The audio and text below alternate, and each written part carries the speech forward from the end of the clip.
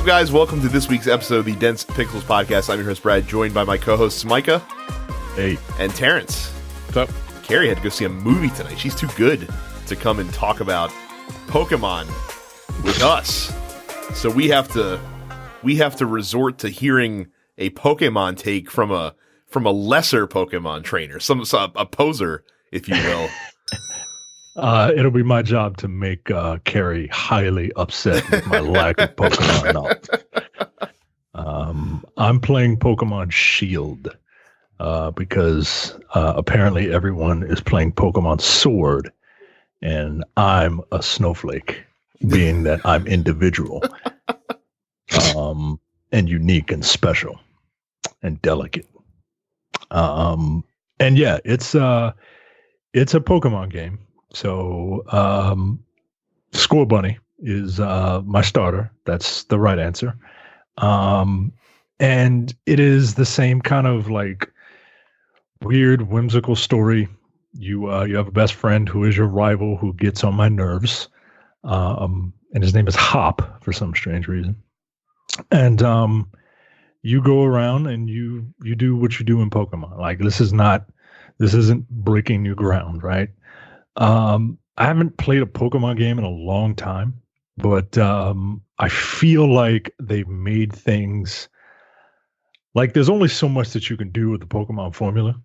So everything now for me is quality of life changes that feel new to me. When you enter battle, like everything is on the screen. First of all, the battles are way more dynamic. Mm-hmm. Like there are camera movements and stuff like that make it feel like you're like a televised battle. And this is just fighting like rando like creatures on the street.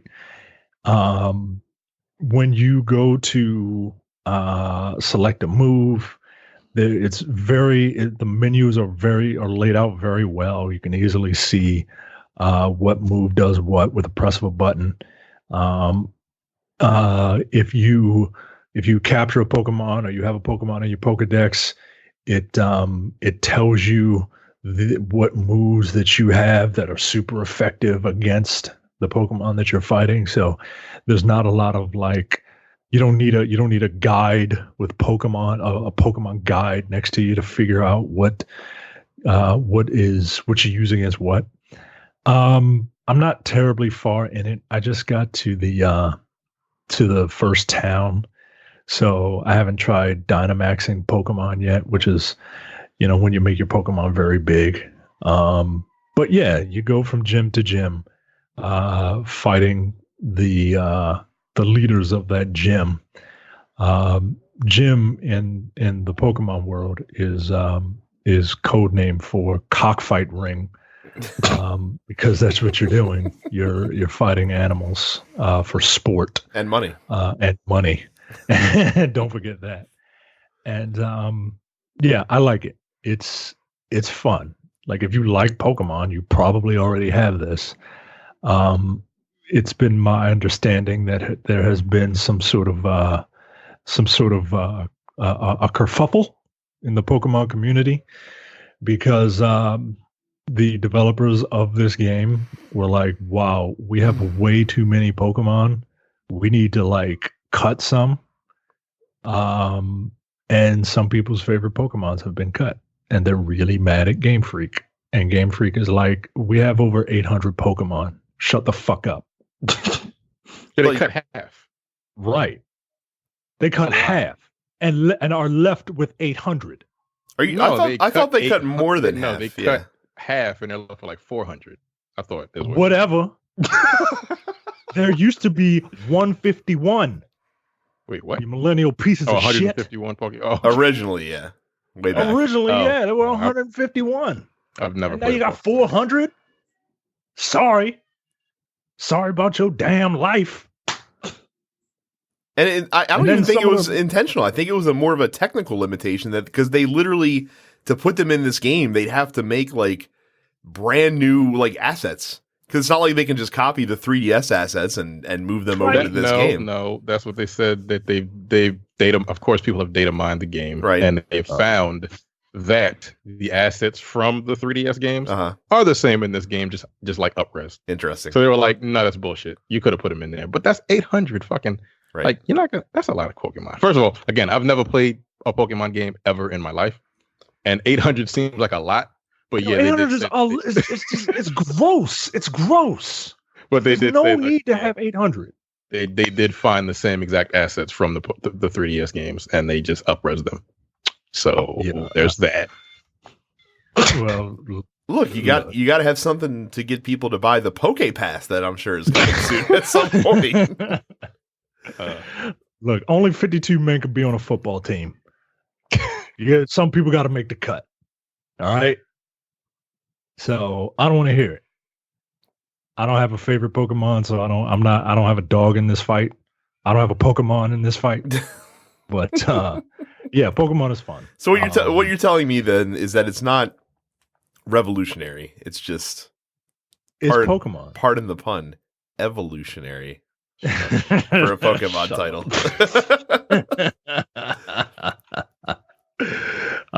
Yeah, it's Pokemon. Pokemon is Pokemon. If you like Pokemon, go ahead, pick this up. This one's a weird one to talk about. So I'm playing Need for Speed Heat also. Mm-hmm. He bought that. Yeah, come on. It's Mike. It's neat, you know. Welcome back. Nothing's changed.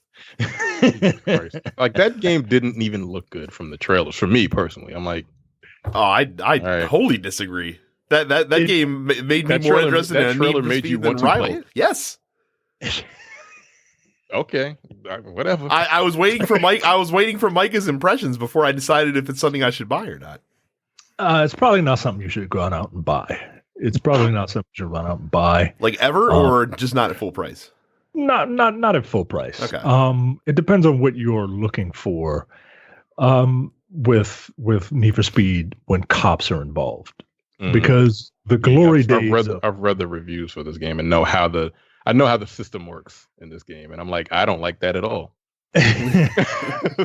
So the thing that made me fall in love with Need for Speed was Need for Speed Hot Pursuit on the PS2, and they've never, like, that was and I don't know if it's just nostalgia or what, but that was the first time that I really felt like the exhilaration of a car chase and these cops trying to stop you. Right? It is from what I remember, that is the standard that nothing has quite hit. And this is, I mean, it tries, right? But all right, so here's the thing. It has a story mode, which, all right, whatever. There's something about crooked cops, or as we in the Black community call them, cops, and they are being criticized by the public because all of these street racers are basically outrunning them, right? And they're making them look foolish. So you got this lead officer, who we will call Officer Not Ray Liotta. Wow.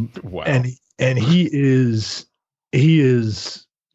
you know, he's kind of crooked, and he's doing whatever he needs to do to stop these people, and he's taking their cars and shit. Like what is that, civil forfeitures and bullshit, right? Like he's doing that shit with their cars, right? And he's like, you tell your fucking friends not to come to Palm City and race, or else you're going in the river with that car of yours. I'm like, Jesus, yo, like, you just said you was gonna murder that guy because I was racing in the streets.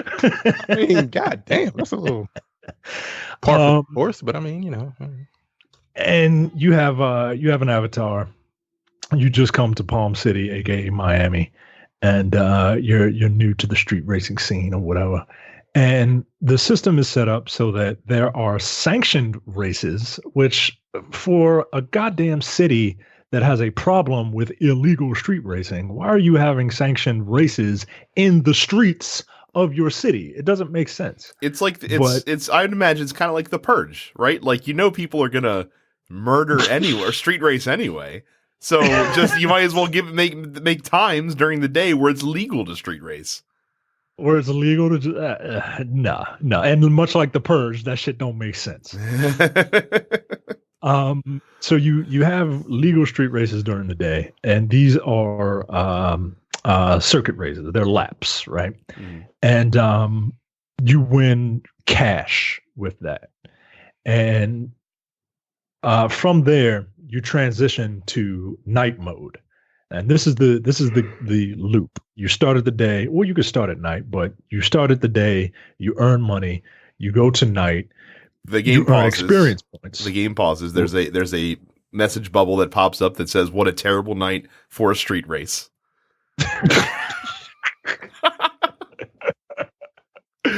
you hit the you pause the menu, you hit one of the buttons, one of the stick buttons, and it switches to night almost immediately. And at night you do point-to-point races in order to earn experience points. Once you earn experience points and money from the day, once you earn money from the day and experience points at night, you need to go to a safe house to bank all that stuff. Now, at night, there is a much higher probability that you will be accosted by the police. If you make it, if you are accosted by them, you have a little heat meter. The higher your heat meter, the higher your multiplier is at the end of the night. If you can make it to your garage, you bank all that cash and all that experience. If you get busted by the cops, you lose a pretty decent portion of it. And there are things where you can bribe the cops to, let you off once. But the cops are pretty relentless. They will come after you 3-4 at a time and do whatever they got to do to damage your car to make you stop. And it's fun. It's fine, right? But it doesn't have the same feeling that I remember from Hot Pursuit, the original Hot Pursuit. And I don't know if it's just because it's a city. Correct me if I'm wrong, Brad, but the original Hot Pursuit, a lot of that was just like point to point, just like straight they didn't really start track. Yeah, they didn't really start doing open world until the newer Most Wanted. So, and I think that's the problem, is that the open world thing is nice and all, but like sometimes I just want to see how I can outmaneuver them. You know what I mean? Like, I don't want to have to worry about having to navigate the terrain. And your cars are pretty indestructible, right? Like, you can slam into a brick wall as long as it's not like a tree or a building. You could pretty much just plow through anything. You'll slow down a bit, but you'll plow through it. It's kind of an odd feeling, like to plow through a wall made of rocks. But it's just to keep your momentum going, right? But I don't know. There's something about it that just doesn't feel the same. And when you're doing your races at night, your point-to-point races for your experience, like the cops can still come after you while you're racing. So the cops will come after you and only you while you're racing and trying to, like, that's kind of fun. That's kind of exhilarating. But I don't know. It just doesn't have the same feeling that I remember from Hot Pursuit. And I think it's just because of the open world aspect of it, which is, is what it is. You've convinced me to buy this for $30 in a month or two. So it's probably worth 30. Yeah. Okay. Fair enough. Leonardo, keep your panties unbunched. We are going to talk about Star Wars later in the show because all three of us have been playing it. So we will give our impressions in one of our main topics this week. So we move on from there. New releases over the past 2 weeks. Of course, Star Wars Jedi Fallen Order came out on PS4 and Xbox One. Pokemon Sword and Shield, of course, came out on Nintendo Switch. Glory be for Micah, finally, after a long, near 20-year wait. Shenmue 3 is coming to PS4 and Xbox One. If you guys are watching the video version, you got a fun react gif from Micah there.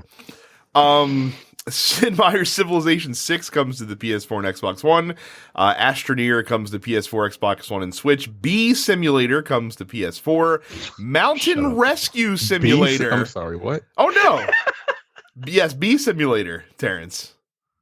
Not to be outdone by Mountain Rescue Simulator coming to PS4 and Xbox One. That's right. If you ever wanted to simulate the events of the movie Cliffhanger, which you can read the review on No Time to Bleed from like a year ago, but without all of the excitement of Cliffhanger, then you can play Mountain Rescue Simulator on PS4 and Xbox One. You also have Sniper Ghost Warrior Contracts on PS4 and Xbox One as well. And then Neverwinter Nights Enhanced Edition comes to PS4 and Xbox One. Micah, are you going to check out Mountain Rescue Simulator? Only if Leon is in it. If Leon is not in it, then there's no reason for me to try this game. Bee Simulator is a thing, apparently. Yeah. Bee Simulator. I swear, yeah. Like, this shit just doesn't. Like, you can't just call something simulator and then just like, all right. Like, are you? What are you doing in that game? Are you a bee? Yeah, you are a bee. You're a bee. Yeah, you have to go get pollen and take it back to the hive in service of the queen. Are you pooping out honey or whatever bees do to make honey? I would assume like, so. Do you gangbang the queen? Like, isn't that what bees do? Terrence, I will have been named the most important insect on the planet. Now they are because they've got a video game about them. Terrence, I will read the description for Bee Simulator just for you. Live the big adventure of a small bee. Explore a world brimming with life in which you collect pollen, defy dangerous wasps, and save your hive. Play with others in 3 game modes, including co-op and PvP on split screen. Like, they really missed an opportunity for BVB. Yeah, really. Come on. Like, if you're going to have a stupid fucking game, just go all the way. You know? Bee Simulator. Okay. Fine. Sure. So yeah, those are your new releases for this week. What the fuck is what is that? Apparently, any damn thing we want.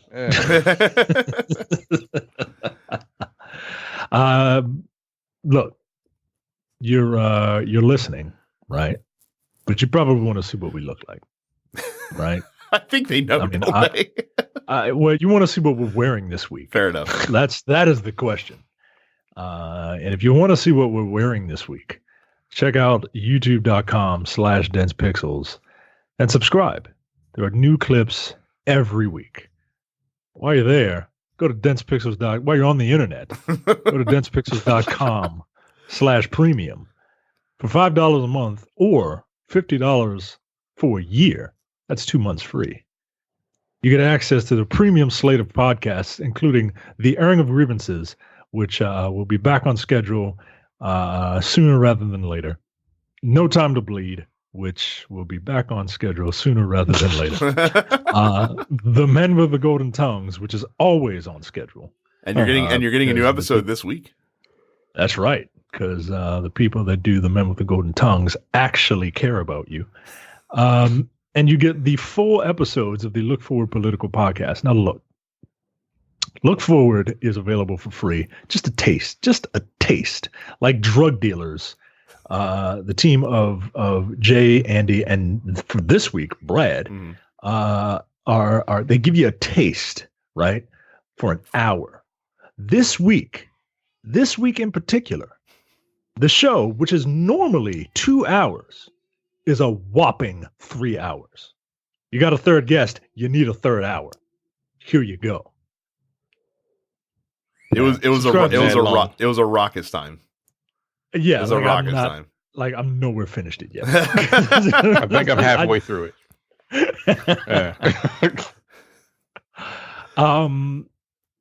Subscribe to all TMP Studios podcasts wherever you get your podcasts, including the flagship show, The Nerdpocalypse, Black on Black Cinema, Coming Distractions, and the preview episode of Look Forward. Do it. And today. Coming soon to Coming Distractions, reviews featuring Carrie for Frozen 2 and featuring me for Knives Out.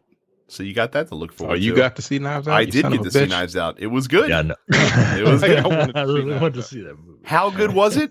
You'll have to wait for my review to see. So if you're subscribed to Coming Distractions, you'll get to hear it sooner rather than later. Let's go to the news. Apparently, Shuhei Yoshida has stepped down as the president of Sony Worldwide Studios. He is now taking a new role managing independent studios. And meanwhile, Herman Hulst, formerly the managing director from Guerrilla Games, maker of the Killzone series and, of course, Horizon Zero Dawn, has been promoted effective immediately to be the president of the Sony Worldwide Studios. So more upper executive shakeups at Sony. Now, I will say, when you see this much shaking up, going up in the top echelon of companies, Sean Layton leaving, we still don't know why. Shuhei Yoshida stepping down from a position he's had for a really long time. You might think the worst, but according to Gio Corsi, who was the second party studio head until recently, he just left Sony. He says, no, he needed to step away. There's nothing crazy going on at Sony. Just mixing it up a little bit, I guess. Mixing it up, I guess, with the new console coming out soon. So, and Herman Hulst sounds like a villain. He looks like he could be one, maybe. Yeah, this picture is not helping his it looks like Uwe Boll with hair. Yep. Yeah. And if anybody is a villain, it is Uwe Boll. And he's German, so you have a little bit of extra villainy going for you as well. I mean, you're predisposed to villainy if you're German, right?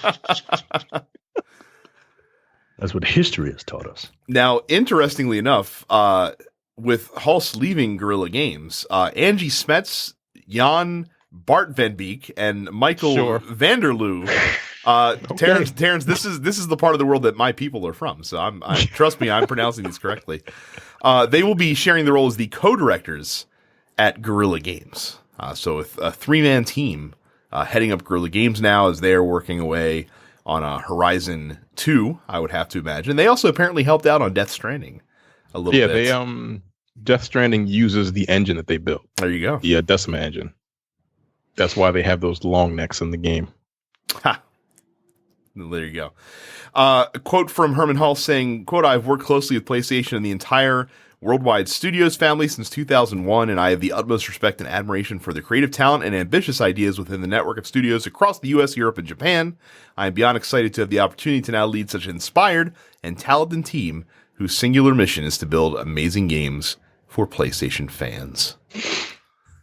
So, not much more to really say. I'd imagine we'll have a lot more to say about this next story. So, according to Jason Schreier over at Kotaku, despite the fact that there is a mass exodus of top executives leaving the Anthem project, it's not dead yet, guys. Apparently, Bioware is giving serious consideration to completely overhauling the game, a Anthem 2.0, if you will. And not only that, but apparently a new Mass Effect project is in early stages of development currently at Bioware. See, Terrence, they are following the Destiny model. The Destiny model, or the of having a mediocre first game and then just kind of redoing it. I would argue Destiny was a far better game when it first came out. Oh, it absolutely. Yes. Vanilla Destiny 1 is much better than Anthem, whatever. Yeah. Okay. So they're going to revamp Anthem. Mm-hmm. So it's going to be like Anthem 2.0 or 1.5 or whatever. Or Anthem Next. They're following the No Man's Sky model. Are they going to do the Taken King, or are they going to do what No Man's Sky did and just release it for free? What are they going to do? Well, they haven't. Goddamned if it makes somebody pay for a game that was supposed to come out last year. Well, they did say that they were considering releasing Anthem Next as a brand new game. Although they did say that too. Right. So although they did say that could take a lot of forms, and it is unlikely, this is an important line, that they will charge full price to current Anthem players. Nothing. Right. To current Anthem players, they should charge no price to deliver the game that you should have delivered to begin. If you already own it, you get the update for free. I would hope that is the case, because that is egregious. Don't do a fucking, what is that? Fallout 76 and go Fallout first. I mean, they're like Fallout 76 is at least providing their expansions for free. Like the Fallout first thing, notwithstanding, like that's a colossal disaster. But that is an optional thing. Like when the big expansion for Fallout 76 comes out, it's not going to be something you have to pay for. Oh, okay. So, I just find this hilarious that now they're going to. Apparently they've been working on it for a little bit. Mm-hmm. I don't trust them. I mean, at this point, they are definitely going to have to show before they're going to get any of the benefit of the doubt from most of the gaming public. So, since Anthem is trying to create a better Anthem, if it is not called Anthem Lift Every Voice, I refuse to acknowledge it. Wouldn't that be funny if it was? I mean, if it is, I might have to buy it. You already own it. You shouldn't need to buy anything. God damn it. Oh yeah, that's right. Yeah, you already own the game. I forgot I own it. I deleted it. That's how much I really did not like that game. I have a 4 terabyte hard drive and I deleted that game because I needed the space. It's like a Terrence-esque move. Because fuck that game. So, Micah, what do you think about the extra little line thrown at the end there that a new Mass Effect game is in very early development under Mike Gamble and his stewardship? Very early development just means that, hey, we're talking about it, and we threw that out there just to see if anybody's still interested in Mass Effect, which yes, and I still posit that Mass Effect Andromeda is not a bad game, but it's not perfect, but it's not a bad game. Oh, it is. I would go. It is a good game, and I defy anyone else to fight me on that. It had a bad launch, but it's still a good game. Did it become a good game, or was it good from the beginning? It was good from the beginning, and they had shit that they had to fix from a technical standpoint. Like the rush development of the game was clear in terms of like the amount of bugs and stuff like that. I still contend that Andromeda has the best combat in the Mass Effect series, and I don't even think that's an arguable point.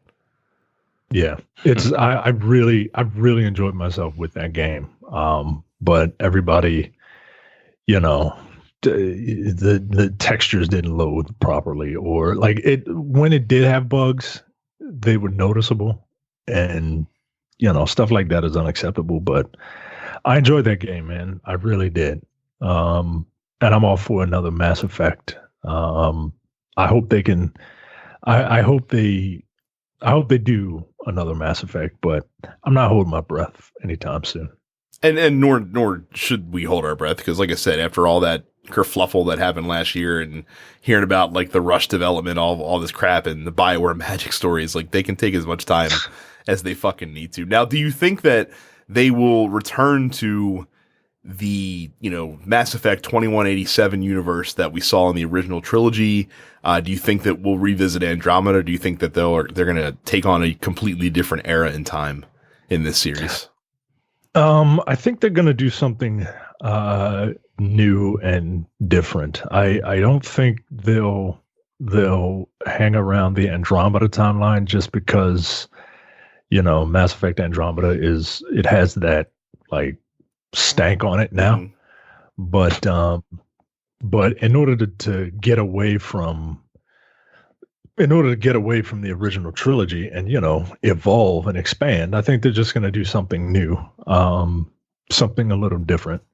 It won't be in the first trilogy, humanity is they're the late ones to come to the party, but I don't think that'll be the case. But I think they'll try something like Andromeda, but it won't be around the Andromeda like timeline or story or anything like that. So I really want another Mass Effect game. Like I would buy an up-resed version of the trilogy. When will they just fucking do it? When will they just fucking do it? Like EA even came out like last year or earlier this year was like we want to focus in one of the things we want to focus in is like remakes and remasters of our beloved games.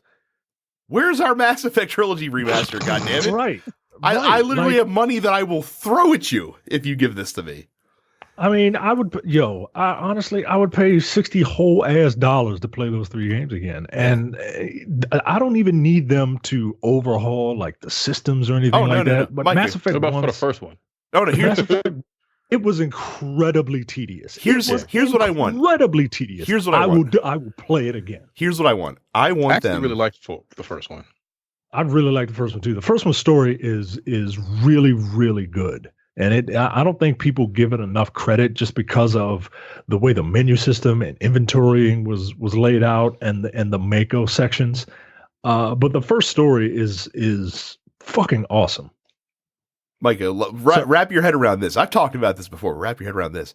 They give it the Nathan Drake collection treatment, where they take the 3 games, but they take the gameplay and the gameplay systems of 3 and retrofit them onto the other games as well. That's what I was actually thinking. Yeah. Like if they kind of like took the best out of the gameplay from 3 and 2 and just throw it in 1. They didn't have to revamp the whole thing, just do that.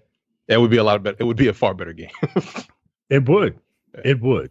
The PC release of Mass Effect 1 tried something similar. It didn't quite work.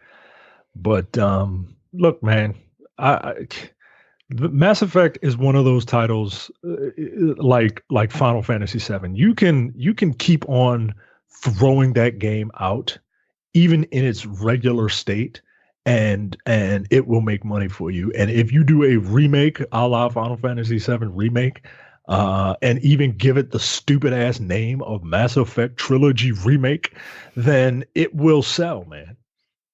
It is kind of amazing they haven't bothered exploiting it yet because it's such a layup for them. And we get mad about that kind of stuff, but we're also, we would buy it in a heartbeat. So of course, we know we're nothing if not hypocrites, right? So a couple weeks ago, Sakurai did a 48-minute video. Did you guys watch that? No, fuck no. Yeah. I didn't. I watched it. I had nothing to do one night, and I just watched it. It was really good. It was really interesting. I'm sure it was, but I'm not going to play. Yeah. I'm not going to use Terry, and I'm not even playing Smash Brothers anymore. So I couldn't care less. I mean, I've never played Smash Brothers. I just found it really like he went through the history of Fatal Fury and Terry. Like it was dope. Yeah. So for 48 minutes. So he talked about Terry Bogard and Smash Brothers. He showed off the new stage that he's going to be in, all of the characters that are going to be in the background of the stage, like Geese and King and Blue Mary and Athena and a whole bunch of other characters that I've never heard of because I don't play SNK fighting games. But there is one character notably conspicuous by her absence, and that is, of course, the notable King of Fighters character, Mai Shanrai. And I'm not even pronouncing that last name correctly, probably. I just call her Mai. Fair enough. Because I don't even bother. We all know who you're talking about. Right. So Sakurai did address this during the stream, and he said that she will not have a cameo in Super Smash Bros. Because the game is for, quote, good boys and girls of many different ages. Now, I don't think anyone is surprised that Mai is not going to be in Smash Brothers. If you've never seen her character model, put it this way, she was doing the jiggle physics before Tecmo Koei got their hands on that for the Dead or Alive series. And guess who was also a frequent guest character in Dead or Alive? Not surprising.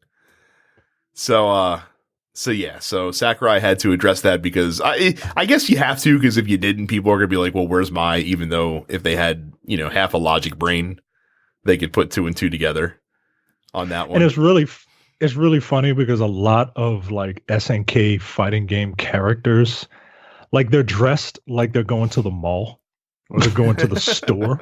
Yeah. Like it's just, they just have like suits and shit. They're just dressed in really a denim jacket. Right, like he's wearing jeans and a trucker hat, guys, and a wife beater. like a lot of them are dressed like like adults are supposed to be appropriately dressed, right? Like they're not walking around in a red gi all the time. You know what I mean? But then there's Mai with her boobs just fucking flopping around. Like, okay. I mean, look, I ain't mad at you, but yeah, it's just very funny to me. Like she's the outlier. Like my main is King, and she is she's a bartender, and she's in a tuxedo. and here's Mai, just fucking boobs hanging out. Yep. There was a lot of memes that followed on Twitter after this. Yeah. The best one is from a guy named Walt on Twitter who said, "Who would have guessed that it wasn't Ridley who was too big for Smash? It was mine." This 48-minute video was really interesting. Like you could he did it because when Terry was announced, all the young kids were like, "Who the fuck is Terry?" Right. and that's kind of offensive, really. Come on, we're getting old, man. I mean, yeah, I'm about to say, like some 16-year-old playing Smash Brothers. Like, do you really expect them to know who Terry Bogard is? I guess they're not playing King of Fighters. And he's like, what? People don't know who, because he really loves this fighting game series. Yeah, and he was like, I'm gonna do this video to show you guys who Terry is, and he's teaching them how to do like quarter circle motions and half circle motions with these characters, because Terry is going to be able to do like real fighting game motions, and he's teaching them about canceling in and out of moves and shit like that. Like, it's really, I can listen to anybody talk about anything if they are interested in it. And that actually made me appreciate Smash more, because he loves fighting games in general. Yeah. So he's like, look, these are double fireballs. This is a pretzel motion. And if you can actually pull off the double fireball motions, the move is more powerful in the game. So it's I was like, you know what? I still don't play that game, but I appreciate that this dude really, really loves fighting games in general. They did the same thing with they did the same thing with Ken and Ryu as well, where you can use the Smash controls for their moves, but if you use the actual like Street Fighter inputs, then they're more powerful. Yeah. So, it would be really nice if he made like a real fighting game instead of this fighting game for babies. Bite your tongue, most represented game at Evo 2019, sir. Just a quick bit of news here. The Outer Worlds apparently is going to be on the Nintendo Switch before March 31st, 2020, because Private Division, who is the developer of the game, or the publisher of the game, I should say, said that it's going to be out during the 2020 fiscal year. We want more money. Yeah. Well, they announced before the game came out. It exceeded expectations. Yes. As a whole. Like, who knew? People wanted a game that worked. You know. Speaking of needing more money, Capcom earlier today announced the Street Fighter V Champion Edition, which is coming in February 2020 for the low price of $29.99. Or if you already have any other version of Street Fighter V, you can get an upgrade kit for $24.99. Oh, okay. On this. $24.99. Yeah, so apparently what this edition is going to come with. How much did you say the new edition was? $29.99. So if you already own it, yes, you have to pay $5 cheaper. $5 less? No, you should have to pay $5. I don't know the game, but I might buy this one just because. Yeah, it's a hell of a deal. $5 extra for the. Wow. So the difference here is that this comes with everything that has come since the Street Fighter V Arcade Edition. So that means over 40 characters, 34 stages, and over 200 costumes. Now here's the one thing that is cool about this is that if you already own Street Fighter V and you pre-order this edition of the game, then all the stuff that's available now, you get it now. You don't have to wait for February to get that stuff. Like, they just give it to you right away, basically. And they did say that all the game mode editions, the balance updates, and all that jazz are still going to be free. Each character is going to get new V skills as well. They're going to be added for free also in December. Apparently all DLC characters are still going to be able to be purchased separately, which includes the new DLC character. They're bringing Gil back starting in December for the first time since Street Fighter 3. I hate that motherfucker, man. I could not stand Resurrection. Fuck you. Resurrection. Stupid bitch. Look, I'm talking all this fucking nonsense. I'll spend that $24.99. Oh my god! As much money as I've dumped into this fucking game that I don't even play anymore. I'll play it just to get those. I'll buy it just to get all them damn costumes that I never got. Still not going to be on Xbox? As far as I don't think Street Fighter 5 is ever going to be on Xbox. Wow, that's weird. So just PS4 and PC till they die. But I mean, I guess it's cool 4 years later to continue to see it get supported in such a robust fashion. So, damn, it's been 4 years. It really has been. I mean, that's what happens when it's always one of the top games of tournaments and shit. True, but this one did commercially. This one was a bit of a letdown. Yeah, for sure. But like, it was not a success. But like, FGC is pretty. Yeah, this ain't for them over there. This ain't for the Smash kids that don't know what a fucking Z motion is. And look, when it comes to fighting games, at least spectating, Street Fighter is still my go-to. It's the sweet science, man. Like all those Arc System, like Dragon Ball and all that, like that shit is like MMA. Like I don't know what the fuck is going on, and it can end in like 2 seconds. Whereas, Street Fighter is like boxing. Like it's slow, it's methodical, but there's a lot more skill involved in it than one would think. And yeah, it's still my go-to when it comes to like watching this. I gotta get back into it at some point. I really like. So I miss it.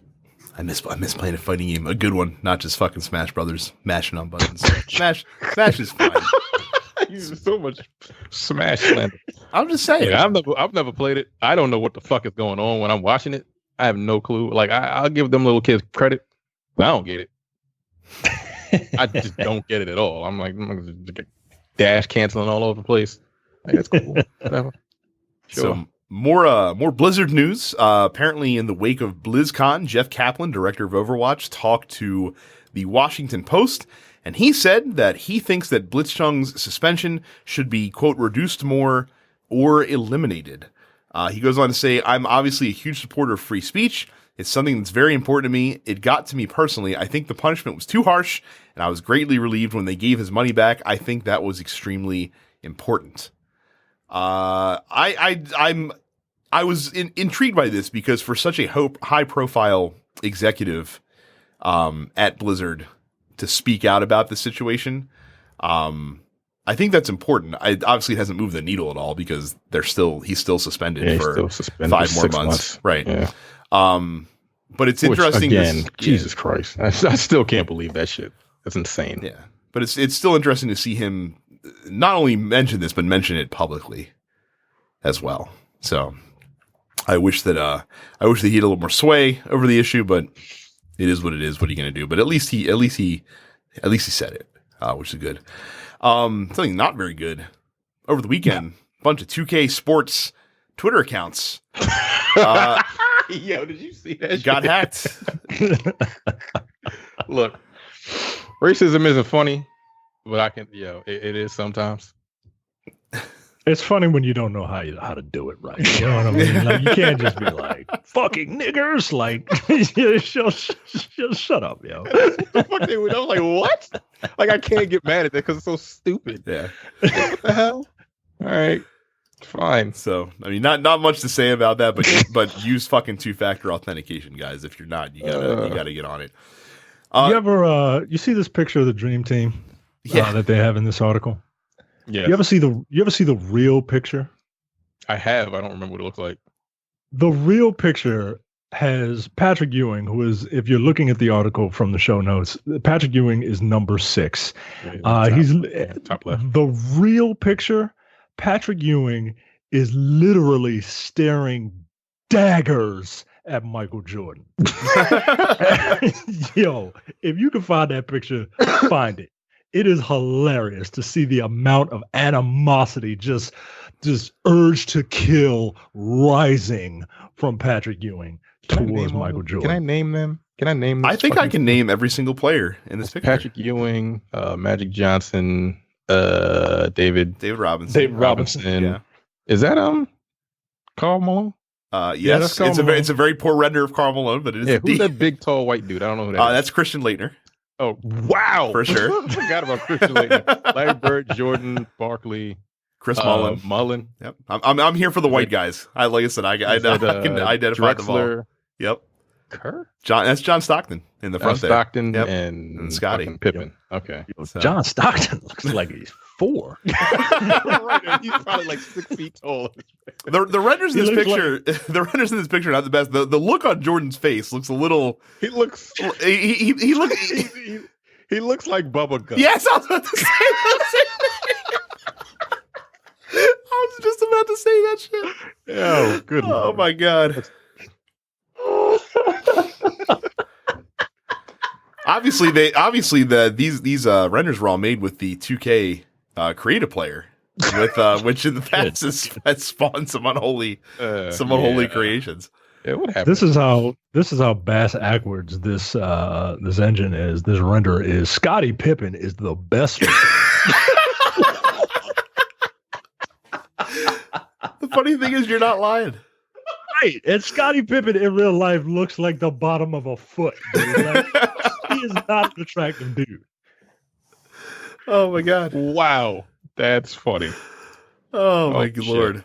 So the last bit of news before we get to the main topic. So there was a big scandal that emerged in the FIFA community a couple of weeks ago. So the way FIFA works is when you're playing Ultimate Team. If you're playing in ranked matches, you get a certain amount of rank points for your performance, and obviously you get a lot more if you win. And once you get enough rank points over the course of the week, you qualify for the weekend tournament, which is called the Weekend League. And in the Weekend League, you play 30 matches, and the matches you play are basically set up against other players that have kind of won the same amount of matches as you have over the course of that Weekend League. Right. So like if you're, in match 20 and your record beforehand is like 13-6, you're going to get matched up against other 13 win players because they're trying to keep it even. So apparently something that had been happening, apparently this dates back to last year's FIFA as well, is that there was a secret Discord group of high level professional FIFA players that were colluding to avoid each other in these weekend league matches to keep all of their records inflated, essentially. And the only reason that this was discovered is because one of the guys in the Discord group decided to dime everybody out, essentially. Wow. And your own people. Yeah. And so there you go. So he basically revealed that this was going on. He showed screenshots of several of the top players in North America conspiring to end his run in the weekend league. Essentially, like he had been on a hot streak, and they were conspiring to put a stop to that. How are they going to do that? One of them play him? Yeah, essentially, and to kind of like so the way that they were making this work is that they were disconnecting essentially.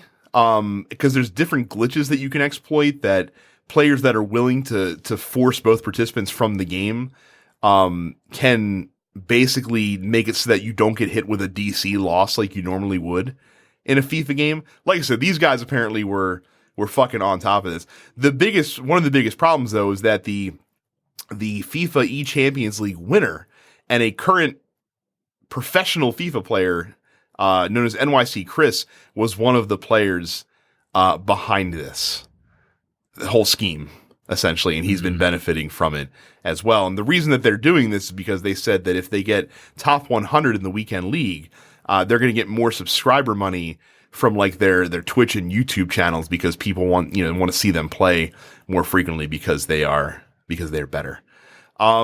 This is pretty fucked up.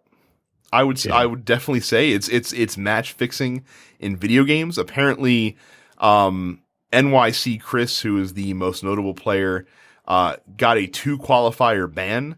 I feel like that's light. Like, I feel like with as much evidence that was revealed in this situation, I feel like that they got to come down harsh on these guys, because they're making a mockery of your fucking system. Like, if somebody's gonna get suspended for something, like, yeah, these motherfuckers should be suspended for 6 months. Right. Somebody just said free Hong Kong. Right, and that's like these guys are literally cheating in the game and conspiring with each other to keep their records inflated, and they're getting hit with a 2 event ban, essentially. Yeah. Like, come on. So that's pretty fucked up. It's a side of the FIFA, esports race that doesn't really affect many, because obviously these are the top guys. But it does kind of, cheapen a lot of their accomplishments, I would think, especially if they're getting invites to, these events based on how well they're performing in these weekly tournaments that they're matched up in. So just a very weird situation, and yeah, pretty fucked up. And just goes to show you, if you better make sure that if you're going to do crimes, you got to keep everyone in the crime syndicate on the same page, because all you need is one guy to get a wild hair up his ass, and all of a sudden it's going to bring down the whole house. So, speaking of criminals, go to www.densepixels.com/Amazon. That's the criminal I'm referring to. I don't know if that guy's a criminal. He just has a lot of money. He does. He's also like the least vocal of all the billionaires about all the tax cuts that current presidential candidates because he's not fucking proposing. Stupid. Right. Like, I am the richest man in the fucking world. I don't need no more fucking press. Right. Like, I'm keeping a low profile by building a second headquarters 20 minutes away from the nation's capital. Go to www.densepixels.com/Amazon for all of your Amazon purchases. When you go to www.densepixels.com/Amazon to make your Amazon purchases, we get a little bit of a finder's fee. You don't pay anything extra, and it really helps us out. It is the easiest way. It's not the best way, but it's the easiest way to help us sustain this little ship that we're on. And that is by going to www.densepixels.com/Amazon. I'll tell you one thing that you can't get from www.densepixels.com/Amazon, and that is the Google Stadia Founders Pack. You can only get that from Google. And it's coming out. Google Stadia launches tomorrow, guys. Like, I know that we're all shocked at this because no one's hearing a goddamn thing about it.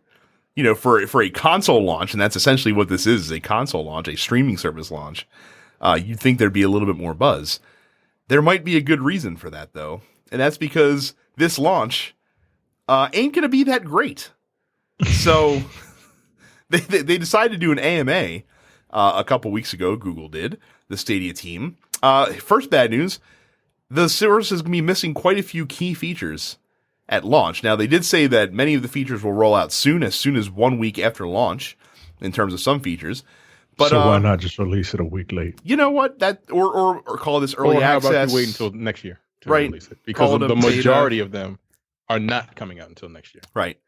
Yeah. Among the features not going to be available on the platform at launch, an achievement system will not be available, though apparently the achievements will still be procced, and then they will appear once the achievement system goes live in it. So you turn on your machine and all of a sudden it's just bloop, bloop, bloop, bloop, bloop, bloop, bloop, bloop, bloop, bloop, bloop, bloop. Pretty much. That's how that's going to work.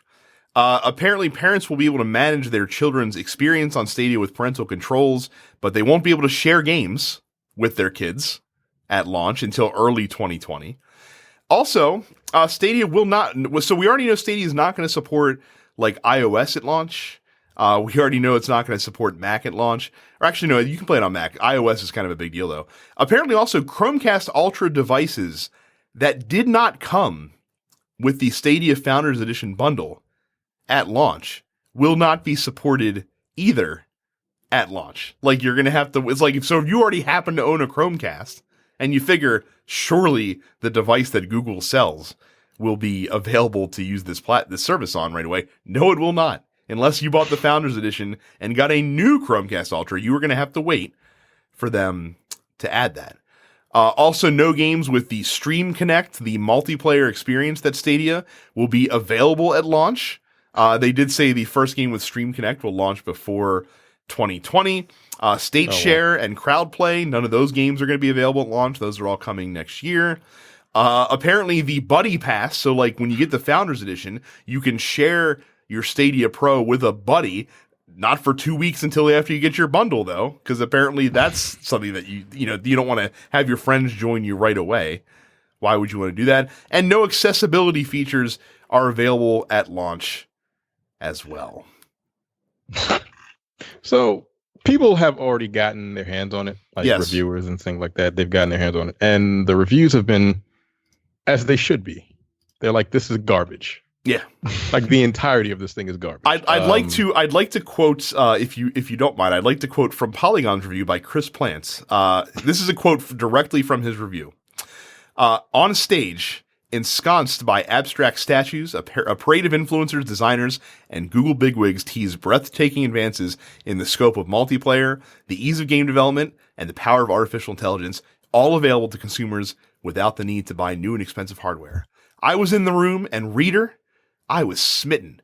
Soon, Google explained, players would simply click a hyperlink and boom, they'd be instantly transported into a game on any screen of their choosing. No more downloads, no more installations, no more limited hard drive space. Google would handle all of that for you. Sitting in my living room today, far from that loud North Carolina theater, I am curious about when we'll see that vision become a reality, because it's certainly not today. Like that's how you know that this is a piece of shit. Because this dude took the time to eloquently talk about his dismay when referring to this product, right? Like the easy thing would be to just rage, right? And just hit all the keys on the keyboard at the same time, right? No, this is a very thought out, measured. This is when your dad doesn't yell at you. He just looks at you, shakes his head, and just I'm just disappointed. I'm disappointed. Like, oh my god. Chris Plant also talks about how because they asked, like, does Google Stadia have input lag? He said no, the controller lag is fantastic. He said using a Stadia controller plugged directly in my laptop or the Pixel 3a, I rarely noticed input lag. At times I forgot I was streaming a video game. The downside is that apparently the visual stutter and slowdown of the games themselves is pretty bad. Mortal Kombat 11 on the Pixel 3a eventually became unplayable due to odd connection issues. In one match, my character froze in a crouching position. The controller stopped responding, so I unplugged it from the Pixel 3a, then reconnected the cable. For whatever reason, this caused the entire game to reboot, costing me all of my progress. Yeah, I can't imagine even beginning to want to download a fucking fighting game on this thing. That's just disgusting to me. Just the thought of playing a fighting game on Google Stadia makes me want to throw up. Because fighting games are all about reaction and your inputs. Like when I play fighting games, I literally switch to my screen. My computer screen, my monitor, because there's no input lag on there, as opposed to the television that I have. I can't imagine streaming a game. And I bought like the best internet I can get here. And I don't think I have a data cap. They told me I didn't. They may be lying. It may be in the fine print somewhere. But I've downloaded quite a few games in the last couple of weeks. And I feel like I would have hit that already if I did have a data cap. But my shit's pretty fast. But you can't connect you can't connect the system directly to your to Ethernet. It's Wi-Fi only right now. Wi-Fi automatically gives you a fucking degraded signal. Right. I don't get the full speed from my shit when I'm on Wi-Fi. I just don't. But you can't connect an Ethernet cable to fucking Google Stadia right now. So Nope. how do they expect this to work in America?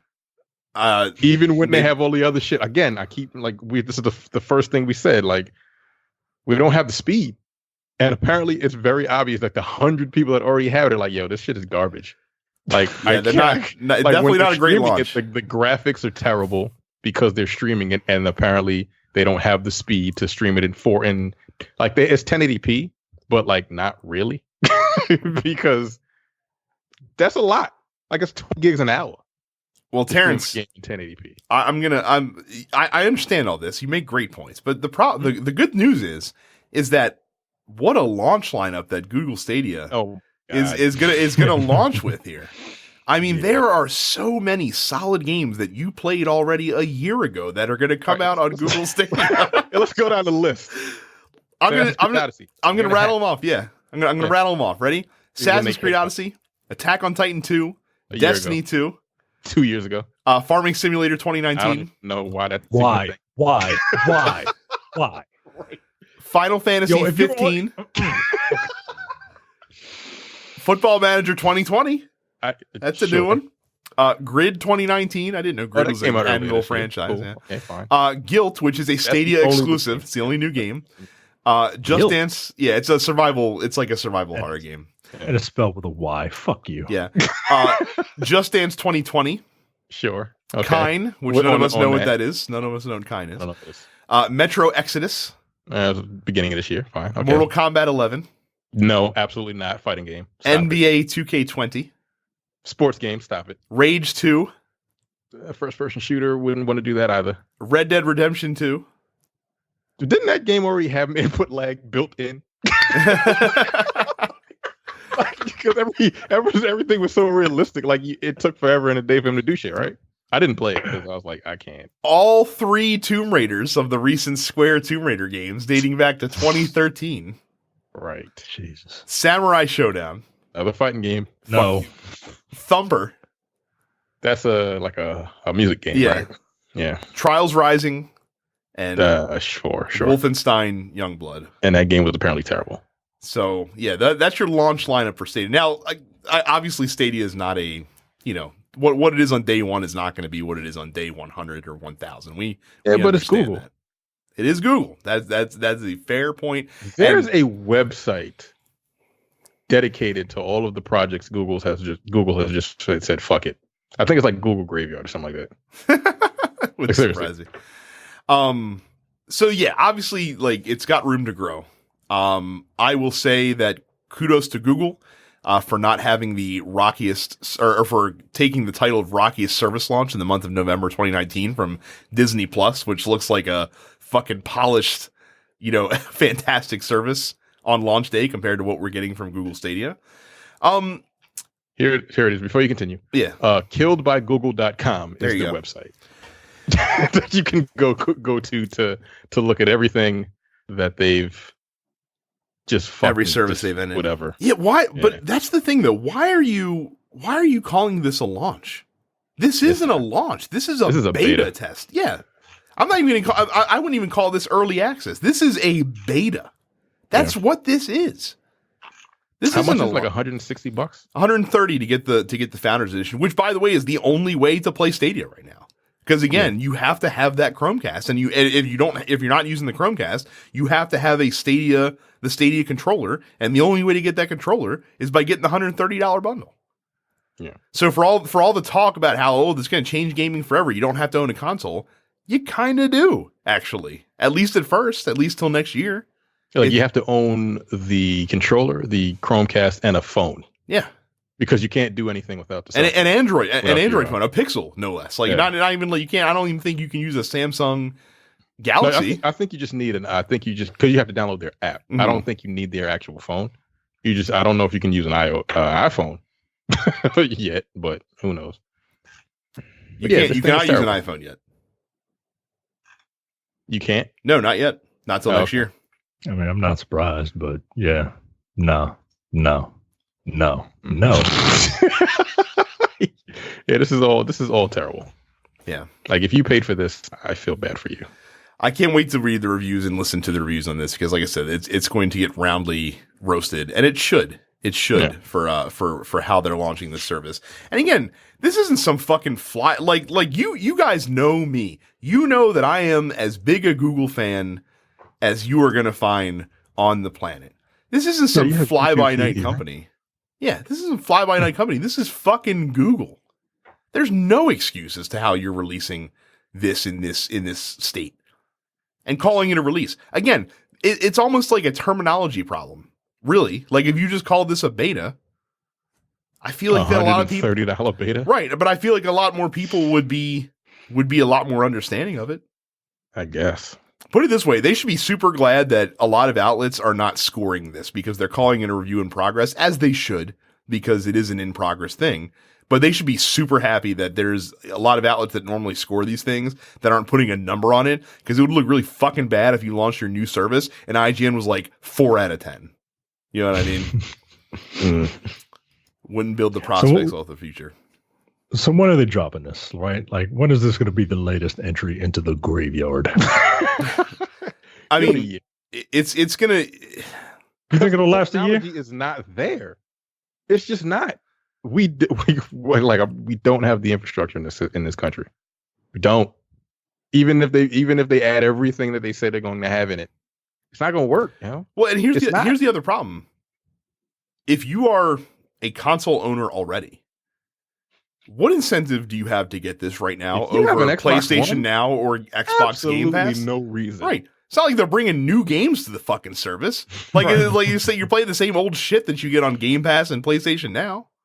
Right. And it's like the people who would want to get this already have these consoles. It's not paid $1 to play Gears of War 5. Right.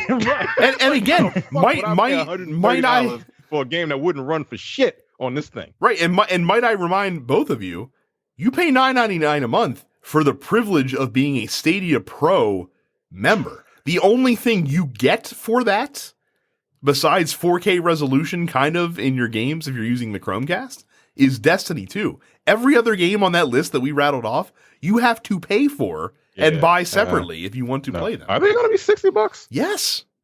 They are full fucking price games. But they came out like a year ago. Nah, fuck that. Those should be like $40. They should be free. But I don't know, free. I don't. How do you work? How does that work? Like it's streaming. You don't own anything. You can't download it. All right, yo. I just don't get it. I don't see it working. I don't see it. They got to prove it. They really have to prove it. This ain't it. What we're seeing based on reviews today ain't it. None of us are getting it. No, not right now. I'm not trying, like, based on the reviews that I'm seeing so far, I'm not giving them a fucking dime. I will wait until that shit comes out for free, and I'll try the free service when that drops next year, and we'll see how it goes. But again, like Destiny 2, like if you're playing Destiny 2 on here, if you're doing your single player shit, cool. Who all are you gonna play with? Yeah, because you can only play with other Stadia. Right. There's no crossplay. Who the fuck else gonna play like 5 people on fucking Destiny? How does that? Okay, all right, Google, you just fucked up again. I have no faith in this thing at all. So speaking of things that at least one of us had very little faith in coming into launch, all three of us have played Star Wars Jedi Fallen Order, and so we are here to deliver our impressions. Now, I guess we should start by talking about how much we've played. I would imagine that I've probably played the least of the three of us. I've only played the introductory part of the game and basically the events of the first planet that you go to. Mm-hmm. Okay. I have freed the Wookiees. Okay. So if you know where that is what I've done. I've freed the Wookiees, and then I went back to go get a double-bladed lightsaber. I think I'm about to leave the second planet because you have a choice between which planet you want to go to next.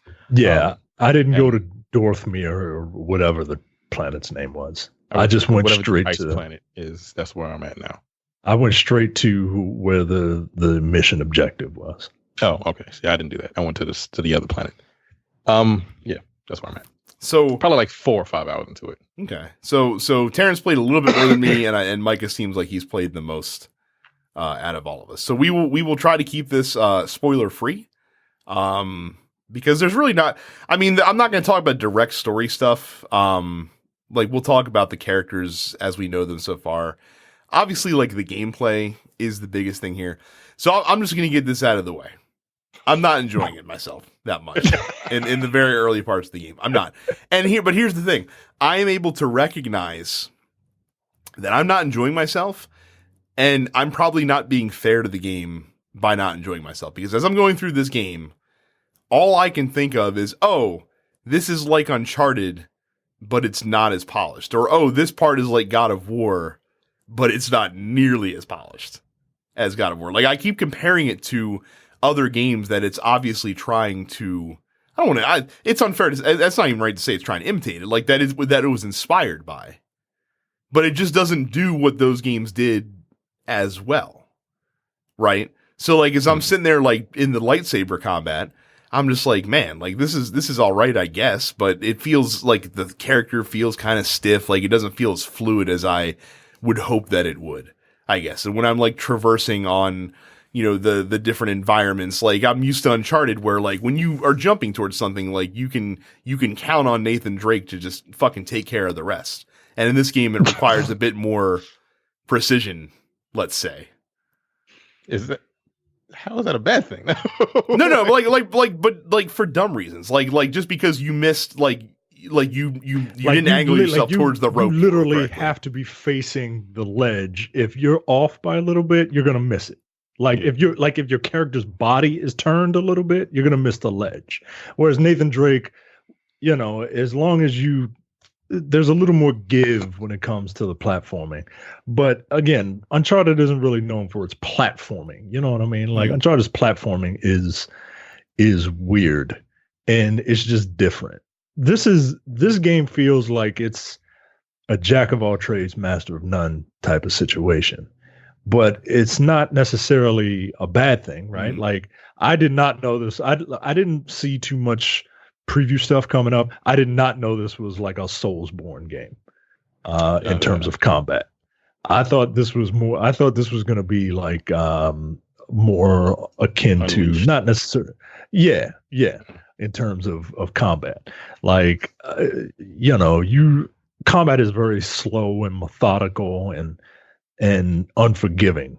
Well, not even that, because it has difficulty sliders, right? Like it's not Neo. Mm-hmm. Right, it's not Dark Souls, but it's aping that, right? But it doesn't pull the trigger and go all the way.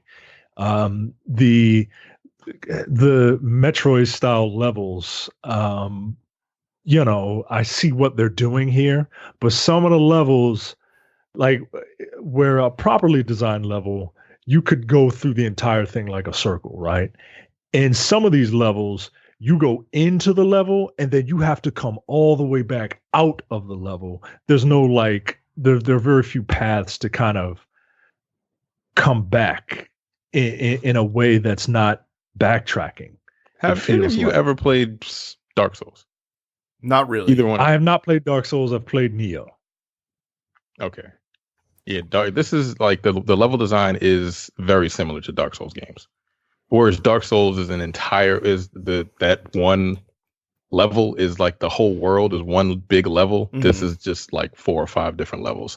But that's how the design. You'll go through a level and then you'll get to a certain part that will create a shortcut where you can get back to a part of the level a lot more easily, because you created like a rope shortcut, or a door opens up from the other side that you couldn't get through before. So that's how these levels are designed. So in that sense, it's more Dark Souls. The combat, again, it's Sekiro light. Mm-hmm. Like, it's not like Dark Souls, because Dark Souls is a lot slower. Sekiro is a little faster, and it's not as hard. I cranked it up to the second to last difficulty, and I've died a lot. Because there are certain enemy encounters where, like, the enemy composition is kind of cheap, because sometimes they'll just ambush you. Like, there's one part of a level on the ice planet, or whatever it's called. There's a stormtrooper that has a rocket launcher, but at the same time that he's shooting rockets at you, like, these 2 little dogs come just jumping out at you at the same time. And if you don't have like the force push, you're gonna get hit by the rocket and then the dogs, and you have a lot less health. Mm-hmm. So like an enemy can hit you maybe like 2 or 3 times and kill you on a higher difficulty level, which is a little tough. It's kind of frustrating. I'll say that. Look, I put the difficulty slider so that everything was even, right? Yeah. And then I played for like 2 hours. And I was like, "Fuck this! I'm not having a good time." Yeah, that's the second to last, right? I think so. Yeah, and I figured I put it there because everything's even. This must be normal. No, it's not. No, it is not. Micah, it's literally called Jedi Master. The difficulty setting that you put it on. I think I'm a fucking Jedi Master. Sorry. So, now I will say, as someone who's not played a Dark Souls game before, but does enjoy like strategy, I do enjoy the risk reward concept of the meditation spots of, getting your health back, but then by doing that, it's going to respawn enemies. So it's like, do I want to do that, or do I want to just fucking roll the dice a little bit and roll with this, half bar of health and 1 stim pack that I have, and hopefully, I'll make it through, no problems and stuff like that. Yeah, so you might want to roll the dice and go ahead and reset the level on a higher difficulty, because that half health will knock you the fuck out in one hit. So one enemy can knock you out and kill you with that half. It'll kill you, and it ain't fun. Yeah. So I do appreciate that. And I also think that another problem that I have is that I haven't unlocked any really new powers yet. Like, so far I have my force, like the force hold, and I have the wall running, but I haven't unlocked anything else yet.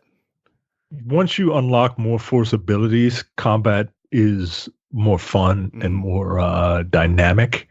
But you at least got to unlock force push. Yeah.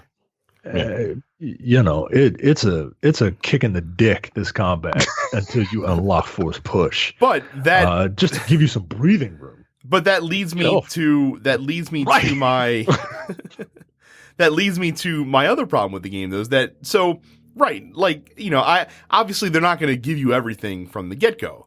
So you have to have other things to keep you compelled to stick with the game until you start getting the cool shit, which makes the gameplay fun, which is normally the story and the characters. And I've got to tell you that so far, all the characters that I've met so far, except for the little droid, who I like, not the best. I don't like Cal. I want to punch that guy in the face. I do not like the look of him. Yeah, his face bothers me. But his face pisses I like me. I like the other characters. Like, I like Sarah and Grease, like the neurotic Jew who looks like an alien Don Rickles for some strange reason. But here's the problem that I have, and maybe I'm now being super unfair, and I accept that if I am. I had heard previews of this game leading up to it, like, oh, this game looks gorgeous, it's amazing. The worlds do. The worlds look very good. The character models that I've seen so far, at least the human character models that I've seen so far, do not. I will say. Look. Apparently, Sarah's favorite fried chicken is Popeye. Oh, God, yo. Now look, I'm not talking about Deborah Wilson. Yeah. I'm talking about this character model in this game. Like, I know Deborah Wilson's face, right? Like, I get it, right? But she looks like the character model in this game looks like a black large Marge with the eyes just getting ready to pop the fuck out. Like, it is not. It ain't really doing it. I do like Alien Don Rickles. I do like Sarah as a character. I think she is actually acting. The Jerome, whatever his name is, Jerome from Gotham is not really doing it for me, yo. Like, I oh, that's who that is? Yeah. Oh, okay. All right. The Joker. The Joker. I do not like that guy's face. I really, really don't. And I was talking to Jack. Jack said he really enjoys the game, except for the fact that he has to play as fucking Ron Weasley.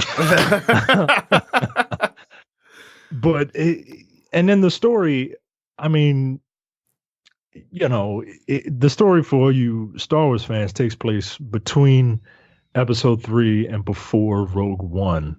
So at the end of episode 3, the Order 66, which is the order given by Palpatine to kill all the Jedi, is given, and now there aren't too many Jedi left, and Cal is one of the few left.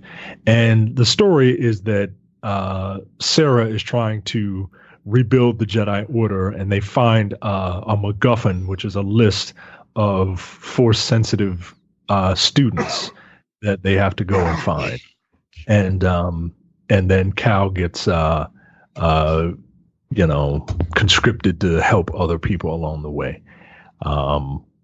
It's okay, right? It's okay. It's nothing to write home about. I think I would enjoy it more if the main character was a little more lively, personable, not as yeah.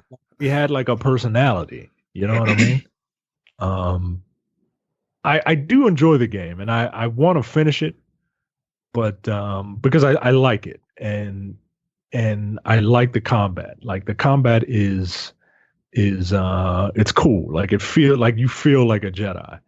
The lightsaber, which is, like it's every kid's dream toy, right? Like weapon, right? Like a laser sword, right? It doesn't feel like it should be. It doesn't feel like a laser sword. It feels like a wiffle ball bat. Like you're hitting these things, and like I don't know. I don't know. I was expecting more. I was expecting something a little more visceral. And well, how would you rate this combat up against something like KOTOR or something like that? Because they use lightsabers and everything like that. I don't know if I would rate the combat. Well, not combat, but like the feel of the lightsaber. I guess you're right. It because it never really feels right. Because even KOTOR is not at all the same type Unleashed, of game, though. You know what I mean? Huh? But KOTOR's not the same type of game as this. No, that's what I'm saying. I mean, as far as the feel of the lightsaber, you're saying it feels like kind of like a wiffle bat. Like even in Unleashed, like you should be cutting things in half at all times. Yeah. Like you don't really cut anything in half besides like the creatures in the game. It's the Superman problem. Heads off. It's the Superman issue where it's difficult to make a Superman video game because Superman is an all-powerful god, so there shouldn't be anything logically that should be able to stand in his way, or at least not the rank and file. And the lightsaber is kind of the same thing. Like, a lightsaber should just fucking one-shot everything so far that I've come across in the game, but because it's a video game, it can't. Like, I'm watching the Clone Wars now, and I'm seeing somebody cut through doors using a lightsaber, and then I go play this game, and it's just like... The fucking stormtrooper armor is just like, yo, get off me, yo. Yeah, take this one in black. Ugh. But I do like fighting. I do like fighting the enemies. Like I do feel like a badass when I'm fighting, the Empire. Like they will kill you, right? Like make no bones about it. Like you have to take out ads first. Mm. You have to take out ranged and then ads and all that before you really fight the main guy, the real threat. Mm-hmm. But I do feel like a badass when I'm running up to them and I'm deflecting all their blaster shots while running up to them and take those out in one hit, force push some of the melee guys away, and then focus on the big guy. Avoid their unblockable attack, go back and fight the melee rank and file. Like I feel like those encounters feel good, but some of the animals are just fucking dickheads. Like one of the there's a goat, like a big ass ram. It's just like fuck you, and then bam, and then hit you, and then immediately push you in the red. I'm like, yo, come on, man. Yeah, those things are annoying. There was one, the Bog, whatever the fuck it was called, in the first level that I went to. That big thing? Yeah. Yep. That was in the cave. Mm-hmm. Mm-hmm. Yeah, I fought that, and I was like, okay. He killed me, of course. I went back to fight. I fought it like 10 times because I have it on that difficulty. And I'm like, you know what? I can't really fight him because I don't have I didn't unlock the stim packs yet. Mm-hmm. So I went a little further into the game. I got that ability, and then I went back to fight him. I beat him, and then when I was leaving the cave, the game crashed on me. And I was like, "Oh, okay. So that's cool." So I had this. So it crashed to the PlayStation screen. Like I had to start the whole thing over. And of course, the way the game saves, you have to meditate. Right. So yeah, I just lost that progress. I wasn't happy. By the way, Mike, is that weird? Like, it's probably not weird for Terrence because he's played a lot of those type of games. But isn't it weird? Like, I can't tell you the last time that I've played a game that didn't just like auto save all the time. Yeah, that you actually have to go to save points in order to save your progress. Yeah, I think we're all getting spoiled. So I went back to fight him. My boy, I beat him. Well, he beat me again because I was like playing in blind rage at that point. And then the second time I beat him again, and I finally got it past. I ran to the thing and saved. I don't know if he comes back though. Once you save, I think that encounter is just like a one-time deal. Once you beat him, you don't have to fight him again because he's an actual boss. Once you save, yeah, something. But like I'm like, wow, okay, this is kind of tough. And I was about to crank the difficulty down, but I'm like, no, I'm not gonna let that happen. It's a lot easier than Sekiro, and I never beat that. Oh yeah, it is. It's a lot easier than Sekiro. Like. But the game itself, it's like you said, it does a lot of things that other games have done, like just fine. And I think it's getting a lot more praise because it's a single player game that happens to be from EA. There are no microtransactions, and it's a solid game. Like it's good. Like I'll give it like an 8. I'd give it like an 8 out of 10. Yeah, I enjoy it. It's a fun game. But because we haven't seen a game because a game from them like that hasn't come out in I don't know how fucking long. Like a lot more people are like, "Hey, this is dope." The story, a lot of people are like, "Oh, the story's so good." I'm like, "Is it? Is it really?" Like, I really don't like this character, but he's who I got to work with, so that's fine. But no, it's a solid game. Like, it's cool. It's just fun. It's fun. Like, it's a game. It's the gamiest game I've gamed in a long time because those platform sections are just stupid. Yeah, they are. They're just silly. Like when you're running through a platform section and everything just kind of lines up perfectly, I'm like, all right, sure. I mean, okay. Like I said, I got that when you learn the wall run ability and it's just like running around the rest of the area. Basically, you're just like, okay, yeah, it's just silly to me. Like I know that's a game trope, but it just feels weird in this game the way it works. But it works fine. It's just kind of funny that like everything is just perfectly aligned on these planets for you to just kind of parkour through. They don't feel organic. If you see what I mean, yeah, that's the best way to put it. It doesn't feel organic when you're doing like the climbing sections. But besides that, it's fine. I like it. It's cool. I like it enough to want to finish it. Yeah, like I'm not picking up Need for Speed in place of this. You know what I mean? Yeah. Are you gonna finish it, Terrence? Yeah, I'm gonna finish it. Mm-hmm. Okay. I am probably not. Like I think I have experienced what I needed to experience to know that it's probably. So if you weren't a fan of this, then you probably wouldn't like Souls games at all. I've played, the only thing of Dark Souls I played through the first boss of the first Dark Souls game, and I beat him without dying, and I said, I have accomplished this.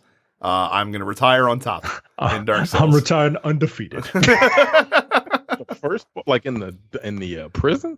Yeah, like where you like jump down and stab the thing and then fight it the rest of the way. Yeah, I killed him in the first try. You took half his health when you jumped down and stabbed him in the head. Yes, I did. And I killed him on the first try. And I said, "Wow, Dark Souls is pretty easy. I should stop here and quit while I'm ahead." So, but yeah, I don't think it's for me. It's fine. It's fine. It's just not. It's not great. I wouldn't say that it's great. It's not amazing like everyone is saying. I mean, it's just a solid game because we don't get those often. Like as far as other just bells and whistles they throw in it nowadays. Funnily enough, I hope it does really well because I need a single player game with no DLC to do really well in EA stable so that they don't close Bioware. And I think, well, and I think they were saying like Disney was like, look, you got one more chance. Right. You fucked up Battlefront 1 and 2. This is your last chance. And they gave it to Respawn, and Respawn is a very good developer. And they're like, you just do what you got to do. We're not going to throw in all that other bullshit. Just make this game. And they made a good game. And I think I think word of mouth is going to make it sell pretty well. I would agree. Well, hopefully. What's funny though is that word of mouth will help get in a lot more casual players, and I don't know if they're going to like this game that much when they get their hands on it. Down like easy. You might have to. Yeah, they're gonna have to, because I put that shit on the hardest, the second hardest, and I'm like, yo, I might take this shit down to normal. Because like I'm starting to get mad. But yeah, it's fun. It is. Like I don't take anything from it. It's just I don't really like the main character. Yo, I want to punch him in the face so bad. Like he just doesn't. I don't know. I don't even know why I don't like his look. I just don't. And coupled with the fact that he's not like personable. Like I don't know too many redheads, right? I know the redhead that we all know. Like, and I can imagine him being in this and just like livening the thing up. But like, I can imagine that guy's son being in this game, and I would enjoy it more. Just looking for hot dogs all the time, heating hot dogs up with his lightsaber and shit. You know what I mean? But he's a little dead inside. Yeah. Like you could say because of the situation he's put in, but like, come on, yo, you need to have some levity. Right, but is that the writing or is that the performance? I think it's the performance. Yeah, I would agree. I think it's a combination of a lot of things. Writing, performance, the dead eyes that everyone has in the game. Like they kind of stare through each other. Oh, speaking of dead eyes, you haven't seen Forrest Whitaker's character yet, have you? No, I haven't got it. Well, he's rendered properly. I'll just tell you that. Oh my Lord! Man. On that note, that does it for our show. Make sure you follow us on social media at Dense Pixels. Subscribe. Make sure you're in our fan group, densepixels.com/fans, where you will hear Leonardo scream at me for daring to not like the great Star Wars Jedi Fallen Order, as he has been on my ass to play. But at least I played it. At least I'm not throwing bombs at it without having played it. That's what's important. Make sure you subscribe to this show and all the other TNP Studio shows on Apple Podcasts, Google Podcasts, or anything that you use to get your podcast. Of course, subscribe to your YouTube channel, youtube.com/DensePixels. And of course, follow us all on Twitch. Terrence is Apparition410. Carrie is Suppets Carrie. She is certainly the most active of all of us. And when I do stream, it is on our YouTube channel, youtube.com/DensePixels. So that is it. I'm sure Carrie will be back next week with a much more thorough Pokemon take. So tune back next week for a much more extensive Pokemon Sword and Shield review. But until then, we will see you guys the next time. Take it easy. You're watching the Dense Pixels YouTube channel. Click the subscribe button while you're here and make sure you check out our weekly podcast where we discuss the latest gaming news and our impressions on what games we've been playing.